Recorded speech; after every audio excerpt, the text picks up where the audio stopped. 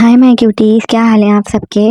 आज हम पढ़ेंगे दीवानगी दिल का एक एपिसोड नंबर 24। लेट्स सी आगे क्या होता है। ठीक है, और हम स्टार्ट करते हैं। मैं बहुत अपसेट थी, मुझे लगा अब हमारी कभी बात नहीं होगी। फिर आपने मुझे कॉल कर ली। उदासी से बोलती है वो आखिरी जुमले पे एकदम हल्का सा मुस्कुराए, फिर दोबारा से उसके कंधे पे सर रखे रखे चेहरा उठाकर उसको देखा। क्यों? उसको देखते हुए सिर ने इठलाकर पूछा था, आखिर कोई बात तो थी ना जो यूं रात के इस पहर बेचैन होकर उसको कॉल की थी। शहरयार ने कोई जवाब न दिया तो उसने मुस्कुराकर फिर से चेहरा वापस उसके कंधे पे रख दिया। पता है, मैंने तहज्जुद के वक्त उठकर भी दुआ की थी कि आप मुझसे खुद कॉल कर लें। वो याद करती हुई बोली तो उसकी बात पर शहरयार गायब दिमाग से उसको देखने लगा। समझ में नहीं आया कि इस बात में क्या बोले, वो उसके लिए इतना अहम था। क्यों बस इतना ही बोल पाया था। उसके सवाल पे हसीर की मुस्कुराहट सिमटी। अब ये कैसे बताऊं कि कितने बड़े बड़े दावे किए थे उसको कॉल ना करने के, और फिर गलती से जुबान से मरने वाली बात निकल गई थी, इसलिए खुद से कॉल नहीं कर सकती थी। झूठ बोल देती हूँ, कहती हूँ कि इससे शादी के लिए दुआ मांगी थी, वजीफे किए थे। हाँ ये ठीक है, लव्वा करती है। अचानक से वो पिस्टल याद आया जो उसने उस वक्त उसके माथे पे रखा था। जल्दी से होंठ खींचते हुए तिरछी निगाहों से जरा सा उसको देखने लगा तो अभी भी बहुत सीरियस रहा था। कहीं फिर से शादी की बात करने पर गोली ना मार दे। अभी भी है पिस्टल? उसके बाजू से चिपके चिपके उसने बुरी मासूमियत से पूछा। उसके सवाल पे एकदम से शहर के ध्यान से हर दूसरी बात निकली थी, ऊपर से उसका पूछने का अंदाज। हाँ, उसका चेहरा देखते उसने संजीदगी से एक लफ्जी जवाब दिया। असीर के चेहरे पे मायूसी फैल गई। ऐसे घर में कौन रखता है पिस्टल? शादी की बात का इरादा तर्क करती वो मायूसी से बोली थी। शहरयार ने एक पल के लिए उसको और खुद को देखा। सोफे पे चिपक कर उसके साथ बैठी, सख्ती से उसका बाजू दोनों हाथों में दबोचे वो उसके कंधे पर सर रखे हुए थी। अब यूं बैठ अब यूं बैठी हुई थी तो कैसे उठता, और शायद उठना चाहता भी नहीं था। वो जिसके घर में आधी रात को तुम जैसा चोर मुंह उठाकर घुसा है, उसको अपनी हिफाजत के लिए रखना पड़ता है। गला खंगारता वो कुछ देर पहले के बरक्स अपने नॉर्मल लहजे में बोला। ऐसा नहीं था कि अब कोई याद तकलीफ नहीं देती थी, पर इतने अरसे में खुद पे काबू पाना सीख चुका था। वैसे भी असीर व रात की मौजूदगी में ज्यादातर कौन ही अपने ऊपर उदासी तारी कर सकता था। अच्छा मैं चोर हूँ? उसके इल्जाम पर असीर ने बिदक कर उसके कंधे से सर उठाया और उसकी आंखों में देखती हुई नरूठे लहजे में बोली। फिर एकदम से उसके जुमले पर गौर किया तो फौरन से सर वापस उसके कंधे पे रख दिया। क्या चुरा सकती थी भला वो उसका? दिमाग में एकदम से ड्रामों और फिल्मों के वो तमाम सीन लहराएगा जब हीरो हीरोइन को बताता है कि कैसे उसने उसका दिल चुरा लिया है। अपना खुराफाती दिमाग चलाते उसने जबरदस्ती की शर्मीली मुस्कान होठों पर सजाने की कोशिश की। मुसीबत शर्म भी आकर ही नहीं दे रही थी। क्या चुराया है मैंने दिल? एक हाथ उसके बाजू से खिसकाकर उसके सीने तक लाती है। सीने मजीद उसके साथ चिपकने की कोशिश की तो शहरयार ने एक नज़र अपने सीने पे धरे हुए उसके हाथ पर डाली और फिर तादीबी निगाहों से उसको देखा। वो जो पलके उठाकर उसका चेहरा देख रही थी, उसके यूं देखने पर एकदम गड़बड़ाकर हाथ पीछे खींचा, फिर खुफगी से सर झटका। अनरोमांटिक। सर झटकती ही वो मुंह ही मुंह में बड़बड़ाई थी। दिल नहीं, सुकून सुकून चढ़ाया है तुमने मेरा। वो यूं ही बैठा बैठा भारी आवाज में बोला तो उसकी जुबान से निकले अल्फाज पे असीर का चेहरा एकदम फिर से गुलाब हुआ। इस बार सच की शर्म आई थी। क्या वो इज़हार मोहब्बत करने वाला था? वो दुमसादे उसके बोलने का इंतज़ार करने लगी। जब से तुम मेरी ज़िंदगी में आई हो, सुकून नाम की चीज़ मेरी ज़िंदगी से ख़त्म होकर रह गई है। बोल बोल कर तुमने मेरा सुकून गायब करके रख दिया है। नॉन स्टॉप बोलती हो तुम, वो भी बिला मकसद और बिला फजूल। वो जो किसी रोमांटिक जवाब के इंतजार में शर्माती हुई उसके बाजू में घुसने की कोशिश कर रही थी, उसके अल्फाज पर सारी शर्म एक पल में भग से उड़ गई हैं कि क्या बोल रहा है साला। मैं पलके उठाकर उसको देखती वो हूँ कवा अंदाज में बोली थी। हाँ तुम। वो अपने अल्फाज पर जोर देकर बोला। एक लम्हे के लिए भी तुम्हारी जुबान चलना बंद नहीं होती। पता नहीं अब तक तुम कितने लोगों का दिमाग चाट चाट कर खाली कर चुकी हो।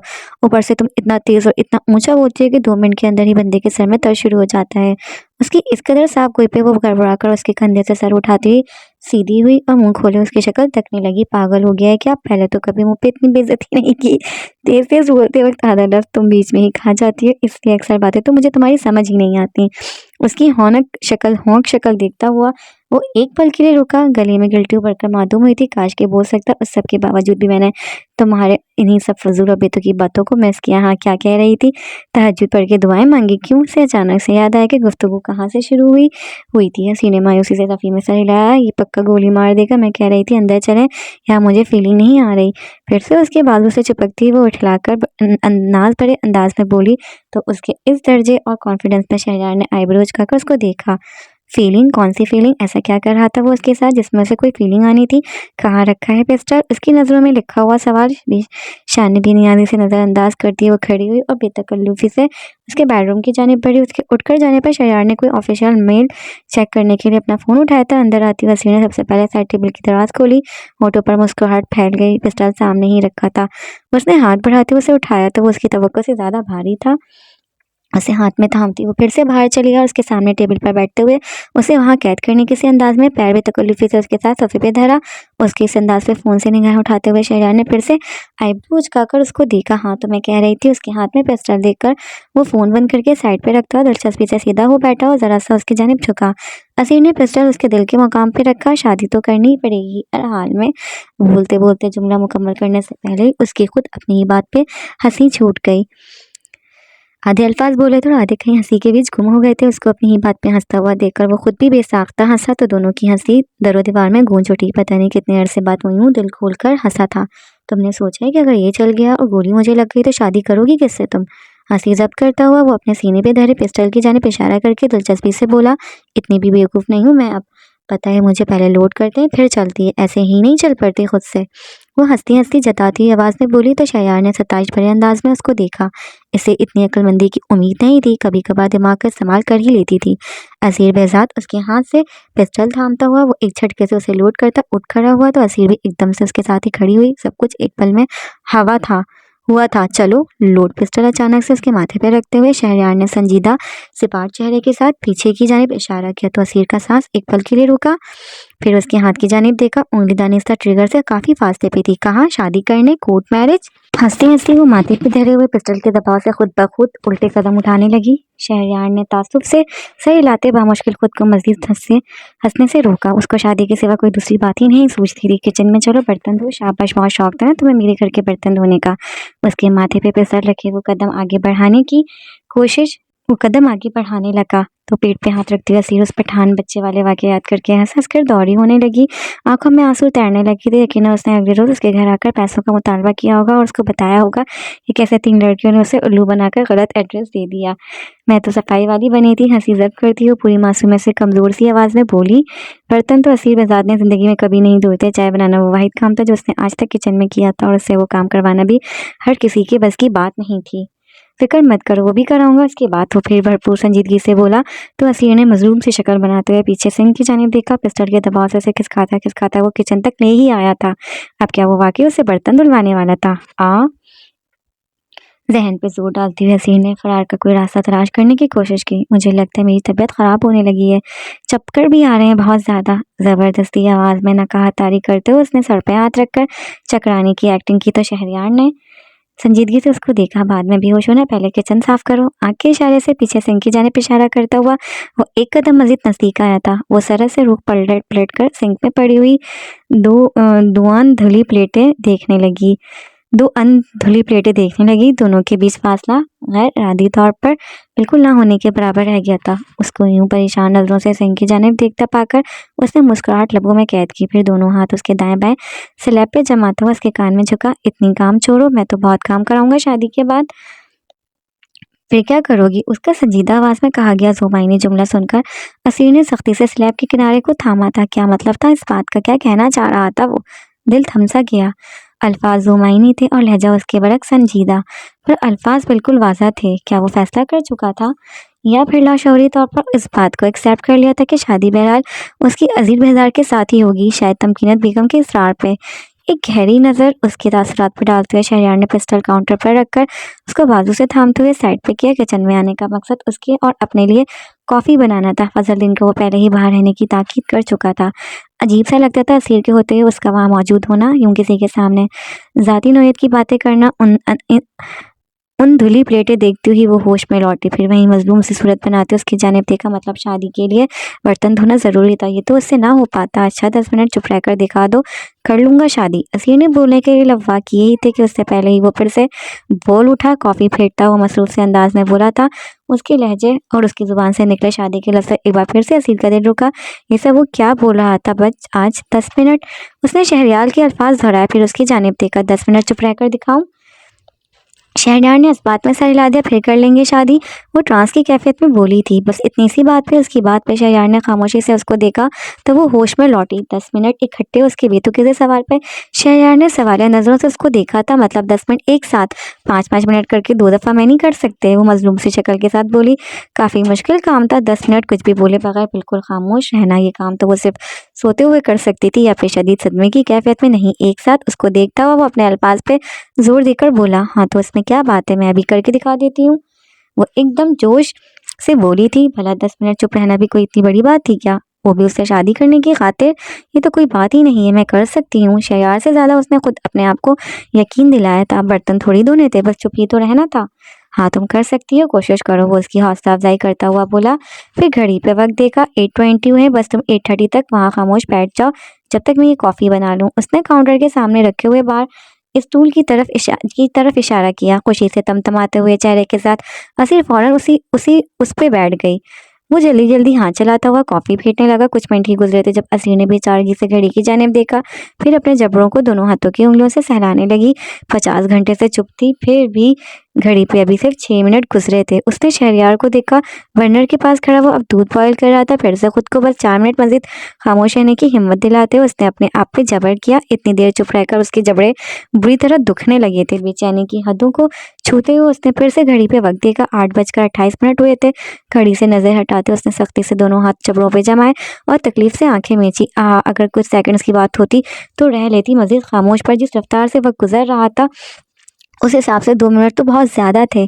उसकी चीख नुमा आवाज़ पर शहरयार ने फ़ौरन से उसकी जानिब देखा। रहने देते हैं शादी, वो रोहन सी शक्ल के साथ बोली थी। फिर अपने जबड़ों पे मौजूद उंगलियों की मदद से आहिस्ता आहिस्ता उन्हें सहलाने लगी। क्या उसके अल्फाज पे शहरयार को 200 वॉट का करंट लगा था। कहाँ तो वो शादी के लिए मरी जा रही थी और कहाँ आप कह रही थी कि रहने देते हैं, हाँ शादी कैंसिल कर देते हैं। वो फिर से उसी रोहन सी आवाज़ में बोली, फिर गहरी सांस लेकर खुद को बोलने के लिए तैयार किया। आखिर 8 मिनट की कसर भी तो पूरी करनी थी। उछलकर स्टूल से उतरती वो तेजी से शहरयार के नजदीक आया, सख्ती से उसके कंधे पे हाथ जमाते हुए जोर से उसे झंझोड़ा।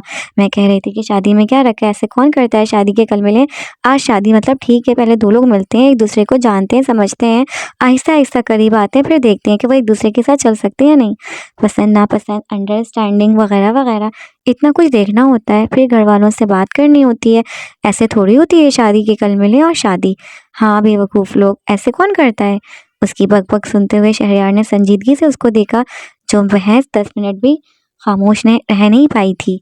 काउंटर के ऊपर चढ़कर बैठती वो पूरी रफ्तार से जुबान चला रही थी, जैसे बोलने का कोई मुकाबला चल रहा हो कि कम समय में ज़्यादा से ज़्यादा कौन बोलेगा। बोलते बोलते असीर ने तिरछी नज़रों से उसकी जानिब देखा, जो पूरी संजीदगी से उसे ही देख रहा था। काउंटर से उतरती वो बेचारगी से उसके नज़दीक आई। मेरे मुंह में बहुत दर्द हो गया था, कोई आसान शर्त नहीं है, मजलूम सी शक्ल बनाते हुए अब की बार असल मसला बताया था। शहरयार के गले में बेसाख्ता फिर से गिल्टी उभर कर माधूम हुई। बर्तन धो चुप रहो, मतलब ये तो साफ साफ इनकार हुआ ना।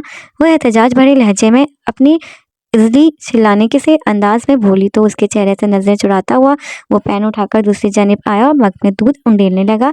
पता नहीं क्यों एकदम से शादी के बारे में सोचने लगा था। शायद उसके चंद रोज़ की गैर मौजूदगी में एहसास हो गया था कि ज़िंदगी असीर मिजाज के बगैर कुछ फीकी सी थी। इसीलिए जब उसे अपनी ज़िंदगी में रखना ही था तो फिर शादी के सिवा और क्या ऑप्शन था। तुम्हारे घर में किस किस को पता है कि तुम मुझसे मिलती हो। वो उसके साथ आ खड़ी हुई तो शहरयार ने बिल्कुल अचानक से पूछा।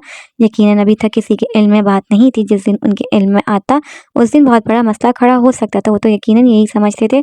उसका फैमिली बैकग्राउंड और महारत देखते हुए उसने ही उसको बहला फुसलाकर प्यार के जाल में फंसाकर बड़गलाया है, बस सिबगा और पीला को। उसका जवाब सुनते ही शहरयार ने कॉफ़ी का मग उसकी जानिब बढ़ाया। उसको थामती हुई असीर ने एक चूर निगाह उसके चेहरे पे डाली। मैं कह रही हूँ अभी भी वक्त है, फिर मैंने यूनिवर्सिटी में कोई फंसा लिया ना तो फिर रोते हुए मेरे पास मत आना।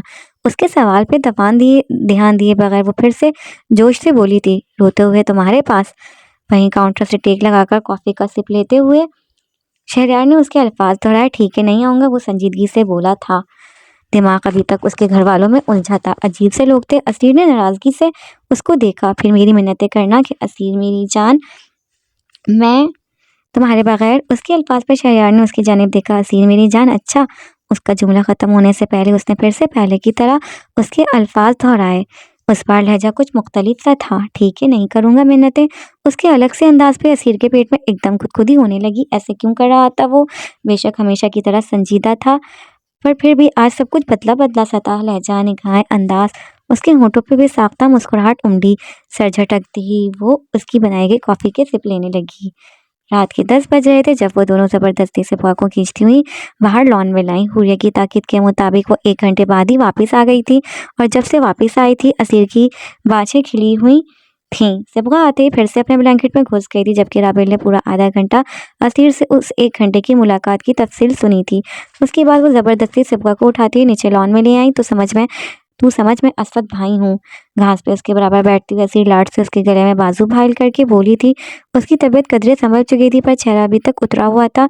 उसकी बात पे सिबगा बेसाख्ता हल्का सा मुस्कुराई। जहन में एक पल के लिए फिर से असवद बहज़ाद की शबीह लहराई थी, जिसे वो अब दानिस्ता अपने जहन से निकालने की कोशिश कर रही थी।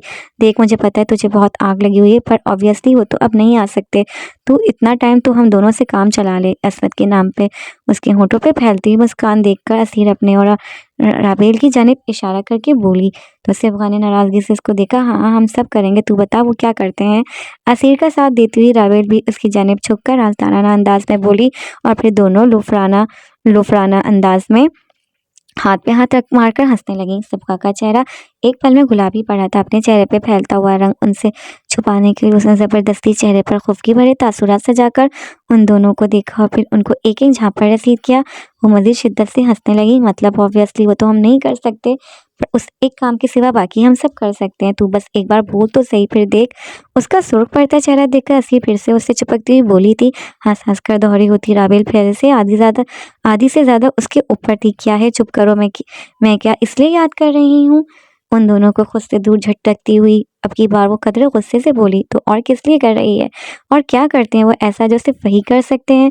उसके सर पर चिल्लाती हुई असीर मसनूई हैरानगी से बोली थी। चुम्मियाँ देते हैं क्या हर वक्त फ्री की, वो तो हम भी दे सकते हैं। असीर की आवाज़ सुनते ही सिबगा ने उसका बार बार प्यार से अपने होठों को चूमना याद करके सरस से घुट्टों में चेहरा घुसाया। साथ ही जल्दी से नफ़ी में सर हिलाया था, वरना वो चुड़ैलें मजीद पीछे लग जाती। फिर राबेल ने ज़बरदस्ती उसका चेहरा घुटनों से निकालने की कोशिश की तो सिबगा ने मज़ीद सख्ती से उसे घुटनों में छुपा लिया। क्या गोदी में लेकर सुलाते हैं क्या, सिबगा ने सख्ती से आंखें मींची। उसका कभी सीने पे कभी गोद में सर रखकर बार बार बच्चों की तरह सर पे हाथ फेर कर सुलाना याद आया था। दुनिया का कोई भी शख्स असवद बेहज़ाद नहीं हो सकता था। राबेल की बात पर वो दोनों फिर से ऊंचा ऊंचा हंसने लगी। हम सहलाएं। उसका बाजू खींचती हुई असीर ने उसे उठाने की कोशिश की तो अपना बाजू छुड़वाती हुई सिबगा ने नफ़ी में सर हिला दिया। वो तो उसे खुश करने की कोशिश कर रही थी, पर उसे एक बार फिर से शिद्दत से उसकी कमी महसूस हुई थी। मुझे बहुत भूख लगी है, मैं अपने लिए खाना लेकर आती हूँ। भूख से बेहाल होती राबेल उन दोनों को आगाह करते हुए एकदम से खड़ी हुई। उसने पूरा दिन कुछ नहीं खाया था।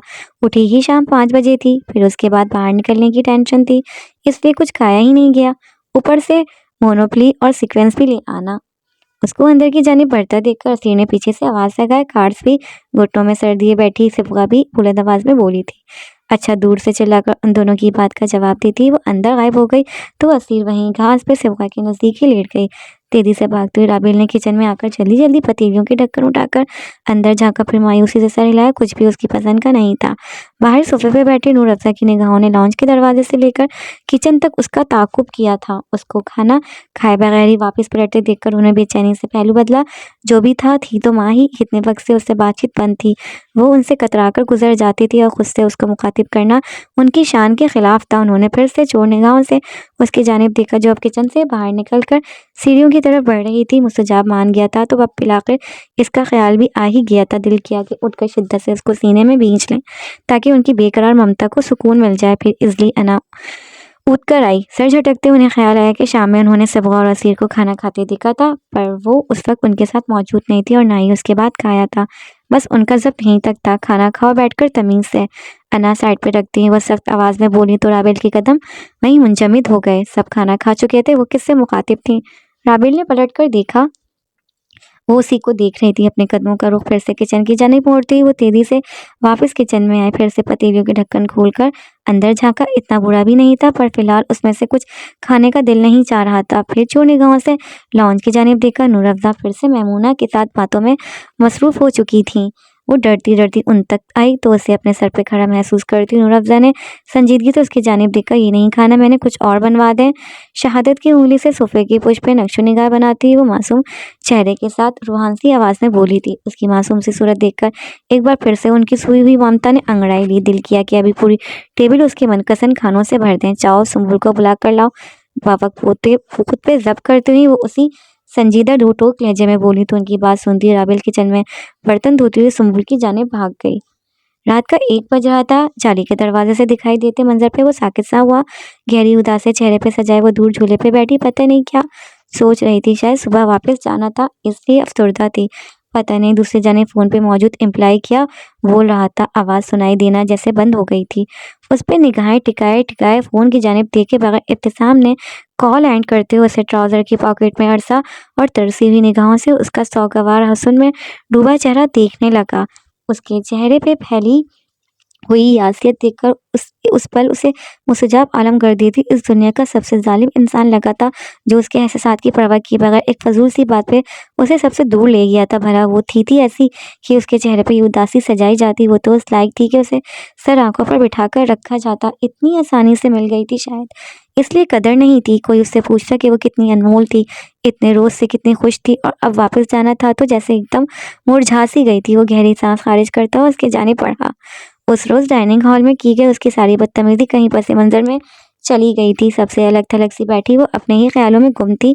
काफी फासले पे नीचे घास पे बैठी सिवा राबेल और असीर सीक्वेंस खेल रही थी। बाकी सब अपने अपने कमरों में सुकून की नींद सो रहे थे। उसके ऐन सामने रुकते हुए सामने झूले की जंजीर को मजबूती से थामा तो वो एकदम होश में लौटी। उसको यूं अपने इतने नजदीक देखकर मुस्तजाब को याद करते हुए उसका दिल एक पल के लिए खौफ से रुका था। फिर ख्याल आया कि वो तो कब का सो चुका है। उसके सोने के बाद ही तो वो यहाँ आई थी ताकि ये आखिरी रात उस झूले और उन दरों दीवारों के साथ गुजार सके। फिर तो वापस चले जाना था। उस एक पल के लिए उसके चेहरे पे फैलता हुआ खौफ इब्तिसाम की निगाहों से पोशीदा नहीं रह पाया था। वो उसकी वजह कौन था जो उसको यूं इतना डरा कर रखता था वो अच्छी तरह जानता था। हुरिया ने कुछ कहने के लिए लब वाक किए, फिर खुद पे जमी उसकी गहरी तशनीगी भरी निगाहों के इर्तिकाज पे लब वापस एक दूसरे में पेवस करते हुए एक पल के लिए आंखें मूंदी। एक बार मिल जाओ सब छोड़ दूंगा। हूर उसके शिकस्तगी में डूबे हुए अल्फाज सुनकर वो बिल्कुल साकित हुई थी। क्या कर रहा था वो सब कुछ जानते बूझते हुए भी बार बार एक ही इल्तिजा, ये जानते हुए भी कि नामुमकिन था। जो तुम कहोगी वही करूँगा, जो तुम्हें बुरा लगेगा वो सब छोड़ दूंगा। एक बार आजमा कर तो देखो। उसके जख्मी मुल्तजी से लहजे पे हूरिया ने निगाहें उठाते हुए उसकी जानिब देखा। आंखों के गोशे गुलाबी थे और उनमें नमी तैर रही थी। पता नहीं उसके लहजे की शिकस्तगी पे ऊपर मौजूद अपने शौहर के खौफ से या फिर सबको छोड़कर जाने के गम से मैं किसी की बीवी हूँ। उसकी आंखों में देखती ही वो हल्की आवाज़ में बोली थी। उसके सिवा अब और कोई जवाब नहीं बचा था उसको देने के लिए। बाकी सब बार बार समझा चुकी थी। उसके जवाब पे वो उसी जख्मी से अंदाज में मुस्कुराया। कदर की उसने तुम्हारी। उसके खूबसूरत चेहरे पे निगाहें जमाए वो जैसे उन चंद आखिरी घड़ियों में से अपनी नज़रों में बसाता हुआ बोला था। फिर तो वो ले जाता उसे एक बार फिर से। उसकी हमेशा वाली तकरार पे हुरिया के दिल पे छाई कसावत मजीद बढ़ी। हाँ, वो बावक बोली थी। दिल फिलहाल वापस जाने का सोच कर उससे खफा था, इसलिए उसकी तरफदारी या ज़्यादा तारीफ़ें करने का भी दिल नहीं चाह रहा था। नहीं, वो आहिस्ता से बोला। फिर दोबारा से वही जख्मी मुस्कुराहट लबों पे सजाई। कदर की होती तो इस पल यूं इस तरह यहाँ ना बैठी होती। इसे उसे तुम्हारे एहसास तुम्हारी उदासी से कोई वास्ता नहीं। एक ज़रा सी बात को उसने अना का मसला बना लिया है। उसकी बात पे हुरिया की आंखें जब के मारे मज़ीद गुलाबी हुई थी। अगर उसे वाकई फ़र्क नहीं पड़ता था तो अब वो क्या कर सकती थी। उसकी आंखों के बढ़ते हुए गुलाबीपन और उनमें चमकते आंसुओं पे इत्तेसाम आलम कर दी। ने जब की हदों को छुआ था। देखो खुद को, उसके डर से तुम किसी से बात नहीं कर पाती हो। ये कैसी मोहब्बत है। काश वो बस एक बार उसे मिल जाती, फिर वो उसे बताता कि मोहब्बत कैसे की जाती है, सर पे कैसे बिठाया जाता है। राबिल की निगाह बिल्कुल गैर इरादी तौर पर उनकी जानिब उठी थी। उसको यूं झूले की जंजीर थामे हुरिया के नज़दीक खड़ा देखकर उसने सख्ती से लब खींचे। दिल एकदम गुस्से, बेचैनी और अजीब सी कैफियत से भर गया था। कितना बुरा इंसान था वो। पता नहीं कितनी लड़कियों के साथ ज़िंदगी बर्बाद की थी, कितनियों की से मोहब्बत का दावा किया था। उस समय पर जो तासुर उसकी आंखों में उस पर हुरिया बेजात के लिए था वो कभी उसने अपने लिए तो नहीं देखा था। शायद वो और किसी के लिए कभी था ही नहीं। उसका दिल फिर से बेचैनी से भर गया। झूठा इज़हार मोहब्बत पता नहीं क्यों इतना बुरा लगा था। एकदम से उसके अल्फाज पे याद आए जब उसने उससे कहा था कि वो उससे इतना प्यार देगा कि वो उसके बगैर रह ही नहीं पाएगी, उसे भूल नहीं पाएगी। शायद इसलिए उसको अपने सामने देखकर बुरा लग रहा था। उसकी निगाहों के ताक़ुब में देखते हुए सबा के चेहरे पे एकदम इज़्तिराब फैला। उन दोनों को वहाँ देखता पाकर असीर ने भी चेहरा मोड़ते हुए उस जानिब देखा था। "च च च ये मुस्तजाब भाई से पिटे बगैर बाज नहीं आएगा।" उसकी दीदा चेहरे पे वो तासुब भरे लहजे में बोली। चाहे खुलेआम बात नहीं हुई थी, पर कहीं न कहीं वो सभी मुस्तजाब और उसके बीच हुए झगड़ों की वजह से एक हद तक वाकिफ़ थे। उसके सिवा भला और क्या ही वजह हो सकती थी? उसकी बात पे सिबगा ने दहल कर ऊपर हुरिया और मुस्तजाब के कमरे से मुंसलिक टेरेस की जानिब देखा। सुर्ख पड़ते चेहरे पे पथरीले तासुरात सजाए वहाँ खड़े मुस्तजाब को देखकर उसकी टांगों से एक पल में जान निकली थी। उसने घबराकर हुरिया और इब्तिसाम की जानिब देखा, जो उसकी वहाँ मौजूदगी से अनजान उसी तरह बातें कर रहे थे। "मैं तुम्हें बताऊँगा कदर कैसे की जाती है", वो उसी शिकस्ता लहजे में बोला। निगाहें हनूज़ उसके चेहरे का तवाफ़ कर रही थीं। "आप जानते हैं कि उसे मालूम हो चुका है।" उसके अल्फाज को नज़रअंदाज करती हुई वो हल्की आवाज़ में बोली, "तुम्हें पलकों पे बिठा कर रखूँगा", टूटे बिखरे लहजे में बोलता हुआ, जैसे उसकी बात सुन ही नहीं रहा था और उसे नहीं पसंद कि मैं आपसे बात करूँ। वो उसी तरह अपनी बात जारी रखे हुए थी।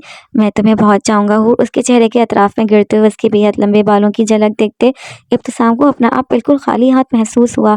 "बेहतर यही है कि आप इससे बात करें और उसे बताएं, जो कुछ भी आपके दिल में मेरे लिए था वो सब माज़ी है, ताकि वो अपनी ज़िद छोड़कर मुझे यहाँ रहने दे।" उसकी अपनी ही गर्ज़ थी। उसकी सितवा नाक में चमकती हुई लौंग से निगाहें हटाकर इब्तिसाम ने उसके भरे-भरे सुर्ख़ी माइल होठों को देखा। "मैं तुमसे बहुत मोहब्बत करूँगा, अपनी बिसात से बढ़कर तुम्हें खुद अपने आप पे नाज़ आएगा। मत जाओ प्लीज़, उसको छोड़।" बाकी के अल्फाज़ उसके गिरेबान पे पड़ने वाले मुस्तजाब आलमगीरदी के हाथों के बाइस उसके लबों में ही रह गए थे। दोनों हाथों से उसका गिरेबान जकड़ते मुस्तजाब ने एक झटके से उसको झूले पे बैठी हुई हुरिया से दूर किया तो वो लड़खड़ाकर चंद कदम पीछे हटा। अगले ही पल अपनी रगों में खौलते हुए खून के साथ मुस्तजाब मुश्तइल अंदाज में तेज़ी से उसकी जानिब बढ़ा और सरहद से एक बार फिर से उसका गिरेबान दबोचा। उनको जानवरों की तरह एक दूसरे से गुत्तम-गुत्ता होते देखकर चीखती हुई असीर, सिबगा और राबिल तेज़ी से खड़ी होकर उन दोनों की जानिब भागी थीं। झूले पे बैठी हुई हुरिया ने ज़र्द पड़ते चेहरे के साथ धुंधलाई नज़रों से सामने का मंज़र देखा। मुस्तजाब की बाजू खींचती हुई राबेल और सिबगा बुरी तरह रोती हुई उसे इब्तिसाम से अलग करने की कोशिश कर रही थी, जबकि इब्तिसाम को खींचती हुई असीर उसे रोकने की नाकाम सी कोशिश कर रही थी। दोनों को बाआवाज़ बुलंद चीखते एक दूसरे पे हाथ उठाते देखकर उनके चेहरे खौफ और दहशत से जर्द थे। हुरिया ने सुनसी नज़रों के साथ मुस्तजाब का सुर्ख पड़ता चेहरा देखा। अगले ही पल उसकी ज़ुबान से निकलता हुआ गालियों का तूफ़ान सुनकर उसकी टांगें लरज़ने लगीं। अपनी तमीज़, तालीम, तहज़ीब सब फरामोश करते हुए वो दोनों मुसलसल अपनी ज़ुबानों से वो मुगालिज़ात निकाल रहे थे, जो शायद कोई जाहिल से जाहिल इंसान भी बोलने से पहले 100 मरतबा सोचता। उसने सख्ती से आंखें मीचते हुए दोनों हाथ कानों पर रखे, पर उनकी लर्ज़िश के बायस मजबूती से जमा ना पाई। मुस्तजाब की आवाज़ उसकी समात पे हथौड़े की मानिंद बरस रही थी। इब्तिसाम की ज़ुबान से निकलती हुई गालियाँ उनको रोकने की कोशिश करती हुई असीर, राबेल और सिबगा की दहशत ज़दा चीखें सब आवाज़ें खुद ब खुद पस मंज़र में चली गई थीं, या फिर शायद उस सब में से सबसे ज़्यादा बुलंद आवाज़ थी ही इसकी। इसलिए उन दोनों की चिंगारती हुई आवाज़ें और सिबगा और राबेल असीर की चीखें सुनकर उसामा अंधाधुंध भागता हुआ बाहर आया। इब्तिसाम के झटकने से लड़खड़ाकर दूर गिरती हुई असीर फिर से उठकर उसकी जानिब बढ़ रही थी। बुरी तरह एक दूसरे को पीटते हुए मुस्तजाब और इब्तिसाम के चेहरे, हाथों और बाजुओं पर जा बचा खराशे और उनसे रसते हुए खून के धब्बे थे। तेजी से भागता हुआ उनके करीब पहुंचा तो उन दोनों को अलग करने की कोशिश करती हुई वो तीनों खुद ब खुद पीछे हट गए। फिर झूले पे बैठी कांपती हुई हुरिया की जानिब बढ़ी। बाहर आते हुए आलमशाह गर्दिशी ने बेसाख्ता दिल पे हाथ रखा था। उनकी साइड से निकलते हुए शाहनवाज और बख्त आलम भी तेजी से भागते हुए उन दोनों की जानिब बढ़े। नूर अफ़ज़ा दूर खड़ी फटी फटी निगाहों से ये मंजर देख रही थी। रात के 4 बज रहे थे। सिबगा ने एक निगाह असीर पे डाली, जो बेड पे उससे कुछ फासले पे बैठी अल्कोहल स्वैब से अपने बाजू पे आई खराशें साफ कर रही थी। नीचे से अभी तक इब्तिसाम के ऊंचा ऊंचा बोलने की आवाज़ें आ रही थी। आलम शाह की ताकीद पे उसामा ज़बरदस्ती मुस्तजाब को बाहर ले गया था।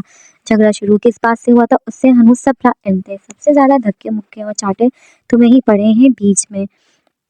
असीर को देखते ही सिबगा अफसोस से सर हिलाकर बोली, "तुम भी अब इतनी बकबक कर रही हो। इस वक्त तुम ही सबसे ज्यादा भयानक तरीके से मुंह फाड़ फाड़ कर रो रही थी।" असीर ने वो पल याद किया जब वो बुरी तरह एक दूसरे से गुत्तम गुत्ता थे और सिबगा का दिल दम निकला हुआ था। "हाँ, तो उस वक्त तो तुम्हारी भी आवाज़ नहीं निकल रही थी।" सिबगा खुफगी से बोली। "अब उसामा मुस्तजाब को ले गया था तो उन सबकी जान में जान आई, वरना जब तक झगड़ा चल रहा था तब तक तो जान पे बनी हुई थी। सबके बीच में आकर रोने के बावजूद भी वो बार बार पागलों की तरह एक दूसरे से भिड़ रहे थे। ओ भाई, मैंने सोचा किसी एक ने दूसरे का किस्सा खलास कर दिया तो आगे यूनिवर्सिटी किस मुंह से जाएंगे, सबको क्या मुंह दिखाएंगे।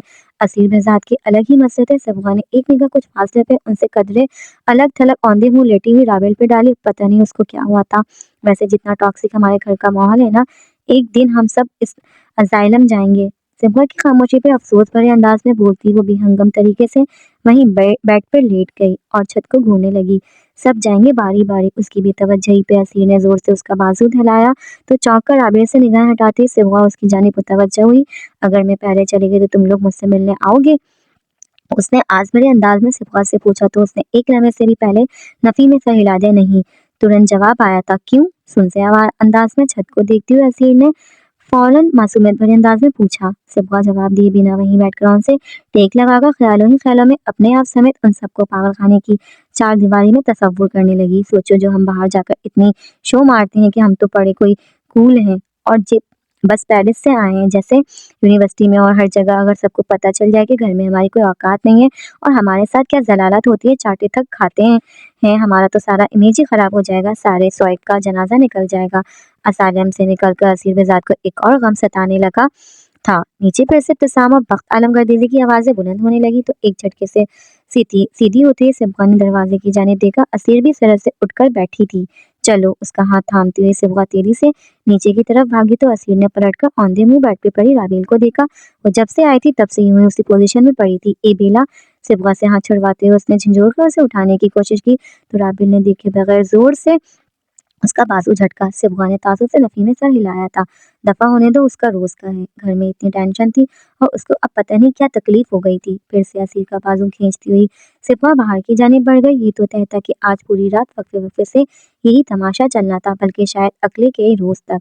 सीढ़ियों पर बैठी वो दुम सादे नीचे होने वाली बहस सुन रही थी जिसमें उसामा, मुस्तजाब और हुरिया के सिवा इब्तिसाम समेत सब बड़े शामिल थे। उसके फोन पे असद की कॉल आने लगी तो असीर को वहीं छोड़ती हुई उठकर ऊपर लॉन्च के कदरे सुनसान गोशे में आ गई। अस्सलाम वालेकुम। कॉल अटेंड करते हुए वो सोफे के किनारे पे टिक कर फोन कान से लगाती हुई बोली थी। वालेकुम अस्सलाम। क्या? परेशानी से बोलते हुए असद ने एकदम लब भींच कर आंखें मींची। फोन उठाते ही हाल अहवाल पूछे बगैर ही ये सवाल कैसी हो, सवाल तब्दील करता हुआ नर्म लहजे में बोला था। उसकी आवाज सुनकर एक पल के लिए वो सब कुछ भूल गई। ठीक ठीक, आप ठीक है? वो ऐसा से बोली तो दूसरी जानिब खामोशी छा गई। ठीक हो सकता हूँ तुम्हारे बगैर? उसके खूबसूरत लहजे और उसी नर्म मेहरबान आवाज में किए गए इफ्तिसार पे सिफा के लबों पे हल्की सी मुस्कान फैल गई। आई मिस यू, वो पहले से भी मध्यम आवाज में बोली थी। उसकी बेबस मासूम सी आवाज सुनता हुआ वो इतनी परेशानी में भी जरा सा मुस्कुराया। I miss you too. उसके दिल को छूती आवाज सुनकर वहां तारीख सुनसान लाउंज में बैठी हुई सिबा के लबों पे फैली मुस्कान मजीद गहरी हुई। क्या हुआ है? क्यों झगड़ा हुआ? वो गला खंगारता हुआ फिक्रमंद लहजे में बोला। मैमूना की जुबानी मालूम तो हो ही चुका था पर असल वजह से अभी तक अनजान था। पता नहीं किसी को वाकया मालूम नहीं था या फिर जानबूझकर सब उससे छुपा रहे थे। मुस्तजाब की बजाय कोई और होता तो शायद वो इतना फिक्रमंद ना होता। उसका इफ्तिसार सुनकर सिबगा के चेहरे पर परेशानी फैल गई। बस ये पता है कि झगड़ा हुआ है, वजह नहीं पता। सच्चाई छुपाते ही वो कमजोर से लहजे में बोली थी। उसका जवाब सुनकर वो चंद पल के लिए खामोश हो गया। मैमूना और बाकी सबका ला इल्म होना फिर भी समझ में आता था, लेकिन वो चारों भी ला इल्म होंगे ये बात हजम करना मुश्किल था। वो तो बाल की खाल तक उतार लेते थे। तुम वही थी ना? पूरी बात बताओ, क्या हुआ? वो फिर से बोला तो सिबगा ने बेबसी से सांस खारिज करते हुए खुद को बोलने के लिए तैयार किया। हम सब लॉन में थे, मैं, बेला, असीर, हम मोनोपोली खेल रहे थे। पूरा हुरिया अपनी साइड पे बैठी थी। इब्तिसाम भाई वहां आकर उनसे बात करने लग गए। फिर मुस्तजाब भाई आए और उन्होंने इब्तिसाम भाई से झगड़ा शुरू कर दिया। बस फिर बहुत ज्यादा झगड़ा हुआ। उसने रट्टे रटाए अल्फाज दोहराए जो वो तीनों सबके सामने नीचे लॉन्च में भी दोहरा चुकी थी। क्यों? उसकी बात सुनते हुए असरत ने एक लफ्जी इख्तिसार किया। ये तो वो सब था ये तो वो सब था जो उस वक्त हुआ था। उसके पीछे आखिर कोई तो वजह थी। सिबगा ने परेशान सूरत के साथ बेबसी से सीढ़ियों की जानिब देखा, फिर खामोश हो गई। अभी तक सबके ऊंचा ऊंचा बोलने की आवाजें आ रही थी। मालूम तो था पर उसको कैसे बताती। मुझे नहीं बताओगी? वो धीमे लहजे में बोला था। क्या कुछ नहीं था उसके लहजे में? बताऊंगी। वो एक पल में जेर हुई। अब उसने यूमान से पूछा था तो कैसे ना बताती भला। असवद खामोशी से उसके बोलने का इंतजार करने लगा। इब्तिसाम भाई हुरियापिया से शादी करना चाहते थे पहले, जब उनकी मुस्तजाब भाई से शादी नहीं हुई थी। वो बेहद हल्की आवाज में बोली थी और उसकी जुबान से निकले हुए अल्फाज सुनकर असवद बिल्कुल सुन हो गया था। तुमसे किसने कहा? उसने गला खंगारते हुए बाबा खुद को बोलने के काबिल बनाया। उसके इल्म में तो दूर दूर तक ऐसी कोई बात नहीं थी। उसके सामने तो कभी ऐसी कोई बात ही नहीं हुई थी, सबको पता है। वो उसी परेशानी से हल्की आवाज में बोली। फिर चंद लम्हों का तवफ़ुक़ किया। मैंने इत्तिसाम भाई से पूछा था, उन्होंने भी बताया। उसकी बात सुनता हुआ वो असवद बिल्कुल चुप था। सबको मालूम था, बस एक वो ही इल्म था। उस बात पे मुस्तजाब का उससे झगड़ा करने का मतलब था कि सूरत हाल बहुत ज़्यादा संगीन थी। तो अब क्या हुआ था?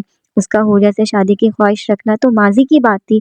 माजी की बात पे अब अचानक से झगड़ा हुआ था तो यकीनन पीछे कोई ना कोई वजह तो थी। बस यही हुआ, वो हुरिया अपिया से बात कर रहे थे तो मुस्तजाब भाई वहाँ आकर उनसे झगड़ा करने लग गए।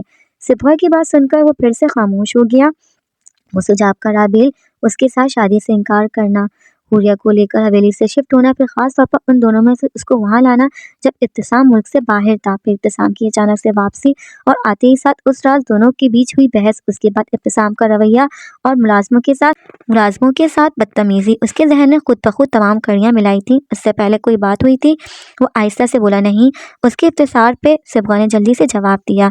अब अंदर क्या चल रहा था ये उसको वाकई नहीं मालूम था। गहरी सांस खारिज करते हुए असवद ने खुद को रिलैक्स करने की कोशिश की। मैमूना की जुबानी झगड़े का हिल होने से लेकर सिपा को कॉल करने तक उसे बिल्कुल अंदाज़ा नहीं था कि उसके पीछे इतनी संगीन वजह होगी।